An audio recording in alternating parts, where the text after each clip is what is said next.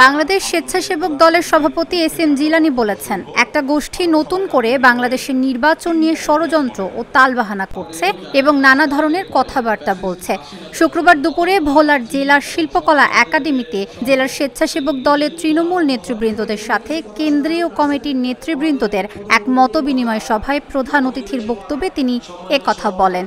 তিনি আরও বলেন, বৃহস্পতিবার গাজীপুরে সাংবাদিক হত্যার বিষয়ে ফেসবুকে সেই গোষ্ঠী অপপ্রচার চালাচ্ছে।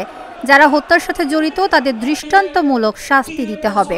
সভায় জেলা স্বেচ্ছাসেবক দলের আহ্বায়ক মিজানুর রহমান মাসুদের সভাপতিত্বে ও সদস্য সচিব মুনতাসির আলম রবিন চৌধুরীর সঞ্চালনায় আরও বক্তব্য রাখেন বাংলাদেশ স্বেচ্ছাসেবক দলের সহসভাপতি রফিকুল ইসলাম, যুগ্ম সাধারণ সম্পাদক মোহাম্মদ উল্লাহ চৌধুরী ফয়সাল, কাজী মুক্তার হোসেন, সাংগঠনিক সম্পাদক নাজমুল হাসান সহ অন্যান্য নেতৃবৃন্দ।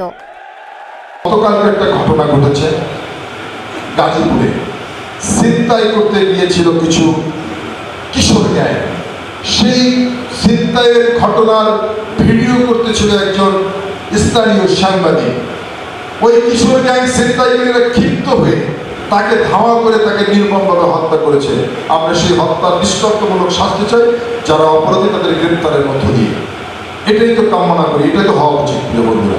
কিন্তু এই বট বাহিনী তারা ভেস্তের টিকিট বিক্রি করে থাকে। তারা হঠাৎ করে তাদের ফেক আইডির মধ্য দিয়ে তারা প্রচারণা চালিয়ে দিল যে বিএনপির চাঁদাবাজি করতে গিয়ে এবং সাংবাদিক গিয়েছিল ধরে ফেলবে, সেই কারণে বিএনপি নেতাকে তাদেরকে হত্যা করেছে। ঘটনা কি চলে গেল কোথায়? পিছনের দলরা দিয়ে ক্ষমতায় যেতে চায়। বিএনপি কি ষড়যন্ত্র করে ক্ষমতায় যেতে চায়?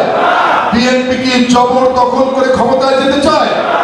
বিএনপি একটি নিরপেক্ষ নির্বাচনের মধ্য দিয়ে জনগণের ম্যান্ডেট নিয়ে ক্ষমতায় যেতে চায়। জনগণ যদি তার ম্যান্ডেট বিএনপির পক্ষে দেয়, বিএনপি ক্ষমতায় যাবে। এটাই তো আমার সংবিধান। কিন্তু একটা গোষ্ঠী নতুন করে বাংলাদেশের নির্বাচন নিয়ে ষড়যন্ত্র করছে, তাল বাহানা করছে, নানান ধরনের কথাবার্তা বলছে। বিশেষ করে এই গোষ্ঠীটি যারা বাংলাদেশের মানুষের কাছে ভেস্তের টিকিট বিক্রি করে থাকেন।